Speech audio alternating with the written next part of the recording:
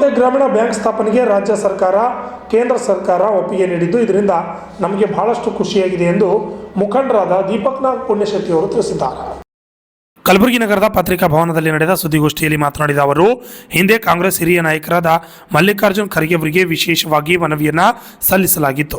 ಈಗ ಕೇಂದ್ರ ಸರ್ಕಾರ ಹಾಗೂ ರಾಜ್ಯ ಸರ್ಕಾರ ಎರಡೂ ಕೂಡ ಒಂದೇ ಗ್ರಾಮೀಣ ಬ್ಯಾಂಕ್ ಸ್ಥಾಪನೆಗೆ ಅಸ್ತು ಎಂದಿದ್ದು ಬಹಳಷ್ಟು ಖುಷಿಯಾಗಿದೆ ಎಂದರು. ಈ ಸಂದರ್ಭದಲ್ಲಿ ಅಸ್ಮತ್ ಬಾಬಮಿ ಅವರು ಮಾತನಾಡಿದರು.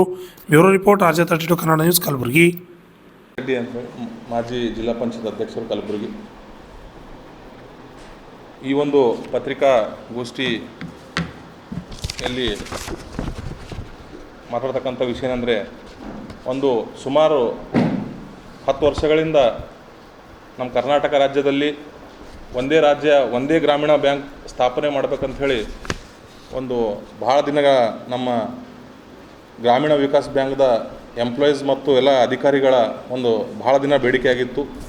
ಈ ಕುರಿತು ಸುಮಾರು 2019ರಲ್ಲಿ ಮಾನ್ಯ ಮಲ್ಲಿಕಾರ್ಜುನ್ ಖರ್ಗೆ ಸಾಹೇಬರಿಗೆ ಈ ನಮ್ಮ ಅಸ್ಮತ್ ಬಾಬುಮಿ ಅವ್ರ ನೇತೃತ್ವದಲ್ಲಿ ಈ ಭಾಗದ ಎಂಪ್ಲಾಯಿಗಳು ಮತ್ತು ಅಧಿಕಾರಿಗಳು ಸೇರಿ ಸುಮಾರು 100 ಜನ ಸೇರಿ ಅವರು 2019ರಲ್ಲಿ ಕಾಂಗ್ರೆಸ್ ಪಕ್ಷದ ಸಂಸದೀಯ ನಾಯಕರಾಗಿದ್ದಾಗ ಅವ್ರ ಪ್ರಸ್ತಾಪನೆ ಕೇಂದ್ರದಲ್ಲಿ ಲೋಕಸಭೆಯಲ್ಲಿ ಮಾತಾಡಬೇಕಂಥೇಳಿ ಮನವಿ ಸಲ್ಲಿಸಿದ್ದೇವೆ.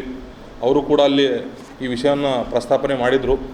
ಸುಮಾರು ದಿನಗಳ ಈ ಹೋರಾಟದಿಂದ ಇವತ್ತು ಅವರ ಪ್ರಯತ್ನ ಮತ್ತು ಕೇಂದ್ರ ಸರ್ಕಾರ ಕೂಡ ಈ ಪ್ರಸ್ತಾವನೆಯನ್ನು ಅತ್ಯಂತ ಗಂಭೀರವಾಗಿ ಪರಿಗಣನೆ ತೆಗೆದುಕೊಂಡು ಈ ಕರ್ನಾಟಕ ರಾಜ್ಯದಲ್ಲಿ ಒಂದೇ ಗ್ರಾಮೀಣ ಬ್ಯಾಂಕ್ ಸ್ಥಾಪನೆ ಮಾಡ್ಲಿಕ್ಕೆ ಈಗಾಗಲೇ ಆದೇಶನ ಹೊರಡಿಸಿದೆ. ಅದನ್ನು ಬರ್ತಕ್ಕಂಥ ಮೇ 1ನೇ ತಾರೀಕಿಂದ ಇಡೀ ರಾಜ್ಯಾದ್ಯಂತ ಜಾರಿಗೆ ಮಾಡಲು ಆದೇಶ ಕೂಡ ಮಾಡಿದ್ದಾರೆ.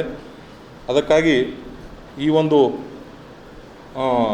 ಒಂದೇ ಗ್ರಾಮೀಣ ಮತ್ತು ಒಂದೇ ಬ್ಯಾಂಕ್ ಏನು ಕರ್ನಾಟಕ ರಾಜ್ಯದಲ್ಲಿ ಆಗ್ತದೆ, ಇದರಿಂದ ನಮ್ಮ ಭಾಗದ ಎಂಪ್ಲಾಯೀಸು ಈ ಯಾವ ರೀತಿ 371J ಇಂದ ನಮ್ಮ ಕಲ್ಯಾಣ ಕರ್ನಾಟಕ ಭಾಗದ ಅಧಿಕಾರಿಗಳಿಗೆ ಮತ್ತು ಎಲ್ಲ ಕೆಲಸ ಮಾಡ್ತಕ್ಕಂಥ ಎಂಪ್ಲಾಯೀಸ್ಗಳಿಗೆ ಯಾವ ರೀತಿ ಅವಕಾಶ ಮತ್ತು ಇದೇ ಭಾಗದಲ್ಲಿ ಕೆಲಸ ಮಾಡ್ತಕ್ಕಂಥ ಏನು ಸೇವೆ ಸಲ್ಲಿಸಕ್ಕಂಥ ಅವಕಾಶ ದೊರಕಿದೆ, ಅದೇ ರೀತಿ ಈ ಒಂದೇ ಗ್ರಾಮೀಣ ಮತ್ತು ಒಂದೇ ಬ್ಯಾಂಕ್ ಏನಾಗ್ತದೆ ಕರ್ನಾಟಕ ರಾಜ್ಯಾದ್ಯಂತ, ಇದರಿಂದ ಕೂಡ ನಮ್ಮ ಭಾಗದ ಎಂಪ್ಲಾಯೀಸು ಬೇರೆ ಬೇರೆ ಜಿಲ್ಲೆಗಳಲ್ಲಿ ಇವತ್ತು ಬೆಳಗಾವಿ, ಬಿಜಾಪುರ ಮತ್ತು ಬೇರೆ ಬೇರೆ ಜಿಲ್ಲೆಗಳಲ್ಲಿ ಏನು ಸೇವೆ ಸಲ್ತಾ ಇದೆ ಅವರಿಗೆ ಈ ಕಡೆ ಬಂದು ಅವರು ಇದೇ ಭಾಗದಲ್ಲಿ ಸೇವೆ ಸಲ್ತಕ್ಕಂಥ ಅವಕಾಶ ಸಿಗ್ತಾ ಇದೆ.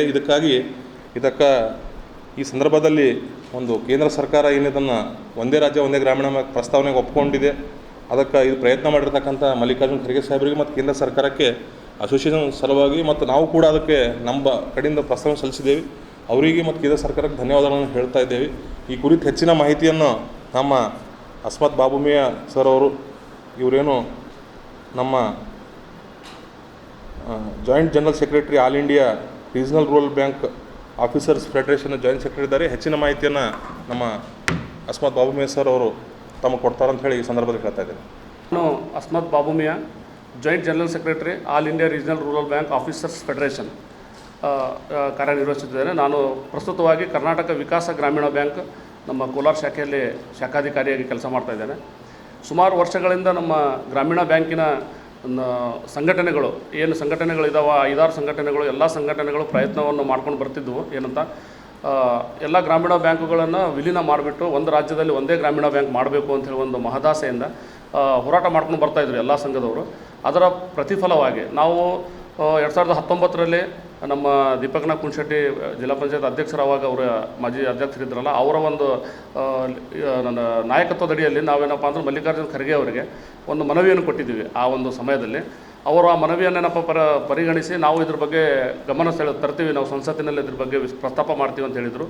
ಅದರ ಫಲಶ್ರುತಿಯಾಗಿ ಈಗಿರ್ತಕ್ಕಂಥ ನಮ್ಮ ಕೇಂದ್ರ ಸರ್ಕಾರ ಸಾಕಷ್ಟು ಬಾರಿ ನಮ್ಮ ಬೇರೆ ಬೇರೆ ಯೂನಿಯನ್ದವ್ರು ಏನಪ್ಪ ಅಂದ್ರೆ ಅವ್ರಿಗೆ ಅಪ್ರೋಚ್ ಮಾಡಿರೋ ಫಲವಾಗಿ ಅವರೇನಪ್ಪ ಅಂತಂದ್ರೆ ನಿರ್ಣಯವನ್ನು ತೆಗೆದುಕೊಂಡಿದ್ದಾರೆ.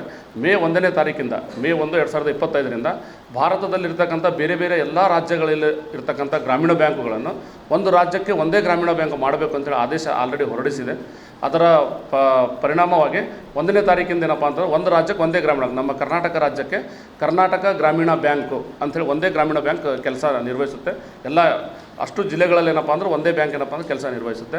ಅದೇ ರೀತಿಯಾಗಿ ಬೇರೆ ಬೇರೆ ರಾಜ್ಯಗಳಲ್ಲಿ ಉದಾಹರಣೆಗಾಗಿ ಉತ್ತರ ಪ್ರದೇಶದಲ್ಲಿ 3 ಗ್ರಾಮೀಣ ಬ್ಯಾಂಕ್ಗಳಿದ್ದವು, ಆಂಧ್ರ ಪ್ರದೇಶದಲ್ಲಿ ಏನಪ್ಪ ಅಂದ್ರೆ 3 ಗ್ರಾಮೀಣ ಬ್ಯಾಂಕ್ ಇದ್ದವು, ಅದೇ ರೀತಿಯಾಗಿ ಗುಜರಾತಲ್ಲಿ 2 ಗ್ರಾಮೀಣ ಬ್ಯಾಂಕು, ಮಹಾರಾಷ್ಟ್ರದಲ್ಲಿ 2 ಗ್ರಾಮೀಣ ಬ್ಯಾಂಕು, ಈ ರೀತಿ ಇರ್ತಕ್ಕಂಥ ಎಲ್ಲ ಗ್ರಾಮೀಣ ಬ್ಯಾಂಕ್ಗಳನ್ನು ಸೇರಿಸಿ ಒಂದು ರಾಜ್ಯಕ್ಕೆ ಒಂದೇ ಉತ್ತರ ಪ್ರದೇಶದಲ್ಲಿ 3 ಗ್ರಾಮೀಣ ಬ್ಯಾಂಕ್ಗಳನ್ನು ಸೇರಿಸಿ ಒಂದೇ ಗ್ರಾಮೀಣ ಬ್ಯಾಂಕು, ಆಂಧ್ರ ಪ್ರದೇಶದಲ್ಲಿ 3 ಗ್ರಾಮೀಣ ಬ್ಯಾಂಕ್ಗಳನ್ನು ಸೇರಿಸಿ ಒಂದೇ ಗ್ರಾಮೀಣ ಬ್ಯಾಂಕು, ನಮ್ಮ ಕರ್ನಾಟಕದಲ್ಲಿರ್ತಕ್ಕಂಥ 2 ಗ್ರಾಮೀಣ ಬ್ಯಾಂಕ್ಗಳನ್ನು ಸೇರಿಸಿ ಒಂದೇ ಗ್ರಾಮೀಣ ಬ್ಯಾಂಕು ಮಾಡಿಸಿ ಆದೇಶ ಏನಪ್ಪ ಅಂತ ಹೊರಡಿಸಿದೆ. ಇದರಲ್ಲಿ ನಮ್ಮ ನಬಾರ್ಡ್ ಏನಪ್ಪ ಅಂತಂದ್ರೆ ಭಾಳ ನಿರ್ಣಾಯಕವಾಗಿರ್ತಕ್ಕಂಥ ಪಾತ್ರವನ್ನು ನಿರ್ವಹಿಸಿದೆ.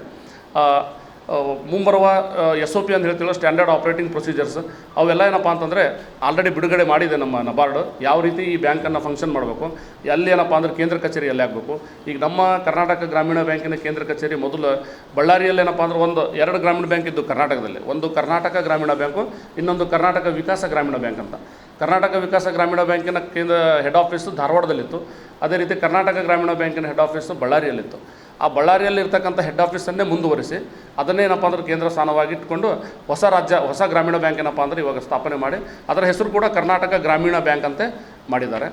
ಸೊ ಇದರಿಂದ ಆಗ್ತಕ್ಕಂಥ ಅನುಕೂಲ ಏನಂತಂದರೆ ನಮ್ಮ ಬ್ಯಾಂಕಿನ ಆರ್ಥಿಕ ಶಕ್ತಿ ಏನಪ್ಪ ಅಂದರೆ ಹೆಚ್ಚಿಗೆ ಆಗ್ತದೆ. ನಮ್ಮ ಬ್ಯಾಂಕ್ ಏನಪ್ಪ ಅಂದ್ರೆ ಇನ್ನೂ ಹೆಚ್ಚಿಗೆ ನ್ಯಾಷನಲೈಸ್ ಬ್ಯಾಂಕಿಗೆ ಏನಪ್ಪ ಅಂತಂದ್ರೆ ಕಾಂಪಿಟೇಷನ್ ಕೊಡುವಷ್ಟು ಕ್ಷಮತೆ ಏನಪ್ಪ ಅಂತಂದ್ರೆ ನಮ್ಮ ಬ್ಯಾಂಕ್ಗಳಲ್ಲಿ ಬರುತ್ತೆ. ಕೇಂದ್ರ ಸರ್ಕಾರ ಇದಕ್ಕೇನಪ್ಪ ಅಂದರೆ ಇನ್ನಷ್ಟು ಆರ್ಥಿಕ ಬಂಡವಾಳ ಹೂಡುವ ಎಲ್ಲ ವಿಚಾರಗಳಲ್ಲಿ ಕೇಂದ್ರ ಸರ್ಕಾರ ಕೆಲಸ ಮಾಡ್ತಾಯಿದೆ. ಮತ್ತು ಇನ್ನೊಂದು ಮಹದಾಸೆ ಏನಂತಂದರೆ ಈ ಭಾಗದ ನಮ್ಮ ಗುಲ್ಬರ್ಗ, ಬೀದರ್, ರಾಯಚೂರು, ಬಳ್ಳಾರಿ ಈ ಕಡೆ ಭಾಗದವರು ಸಾಕಷ್ಟು ಜನ ಎಂಪ್ಲಾಯೀಸ್ ಏನಪ್ಪ ಅಂದ್ರೆ ಆ ಕಡೆ ಲೈಕ್ ಹುಬ್ಬಳ್ಳಿ, ಧಾರವಾಡ, ಮಂಗಳೂರು, ಬೆಳಗಾವಿ ಈ ಕಡೆ ಏನಪ್ಪ ಅಂದ್ರೆ ಕೆಲಸ ಮಾಡ್ತಾಯಿದ್ದಾರೆ. ಮತ್ತು ಅದೇ ರೀತಿ ಆ ಕಡೆ ಬೆಳಗಾವಿ, ಹುಬ್ಬಳ್ಳಿ, ಧಾರವಾಡ, ಬಿಜಾಪುರದವರು ನಮ್ಮ ಕಡೆ ಗುಲ್ಬರ್ಗ, ಬೀದರ್, ಬಳ್ಳಾರಿಯಲ್ಲಿ ಈ ಕಡೆ ಎಲ್ಲ ರಾಯಚೂರೆಲ್ಲ ಕೆಲಸ ಮಾಡ್ತಾಯಿದ್ದಾರೆ. ನಾವು ಈ ಒಂದು ರಾಜ್ಯ ಒಂದು ಗ್ರಾಮೀಣ ಬ್ಯಾಂಕ್ ಆಗದೇ ಇರಲಿಲ್ಲ ಅಂತಂದರೆ ನಾವು ಅಲ್ಲೇ ಕೆಲಸ, ನಮ್ಮ ಎಂಟೈರ್ ಸರ್ವಿಸ್ ಏನಪ್ಪ ಅಂದ್ರೆ ನಾವು ಅಲ್ಲೇ ಮಾಡಬೇಕಿತ್ತು. ನಾವು ರಿಟೈರ್ಮೆಂಟ್ ಏನಪ್ಪ ಅಂದ್ರೆ ಅಲ್ಲೇ ಆಗಬೇಕಿತ್ತು. ಬಟ್ ಈ ಒಂದು ನಿರ್ಧಾರದಿಂದ ನಾವು ನಮ್ಮ ಸ್ವಂತ ಜಿಲ್ಲೆಯಲ್ಲಿ, ನಮ್ಮ ಸ್ವಂತ ತಾಲೂಕಿನಲ್ಲಿ ಏನಪ್ಪ ಅಂದ್ರೆ ಒಂದಿಲ್ಲ ಒಂದು ದಿವಸ ವಾಪಸ್ ಟ್ರಾನ್ಸ್ಫರ್ ತೊಗೊಂಡು ಬಂದು ಕೆಲಸ ಮಾಡ್ಬೋದು ಅಂತನ್ನುವ ಒಂದು ಆಸೆ ಏನಪ್ಪ ಅಂದ್ರೆ ಎಲ್ರಿಗೂ ಚಿಗುರಿದೆ. ಈ ಕಡೆ ಇದ್ದವರಿಗೂ ಚಿಗುರಿದೆ, ಆ ಕಡೆ ಇದ್ದವ್ರಿಗೂ ಏನಪ್ಪ ಅಂದ್ರೆ ಆ ಒಂದು ಆಸೆ ಏನಪ್ಪ ಅಂದ್ರೆ ಒಳಗಿದೆ. ಸೊ ಇದರಿಂದ ನಮ್ಮ ಗ್ರಾಮೀಣ ಬ್ಯಾಂಕಿನ ನಾವು ಅಧಿಕಾರಿಗಳು ಮತ್ತು ನೌಕರರು ಎಲ್ಲರೂ ಏನಪ್ಪ ಅಂದ್ರೆ ಕೇಂದ್ರ ಸರ್ಕಾರಕ್ಕೆ ಭಾಳ ಆಭಾರಿಯಾಗಿದ್ದೀವಿ. ಅದನ್ನು ನಾನು ತಮ್ಮ ಮುಖಾಂತರ ಏನಪ್ಪ ಅಂದ್ರೆ ನಮ್ಮ ಕೇಂದ್ರ ಸರ್ಕಾರಕ್ಕೆ ಒಂದು ಧನ್ಯವಾದಗಳನ್ನು ಸಲ್ಲಿಸಲು ಈ ಒಂದು ಪ್ರೆಸ್ ಮೀಟಿಗೆ ಇದು ಮಾಡಿದ್ದೆ.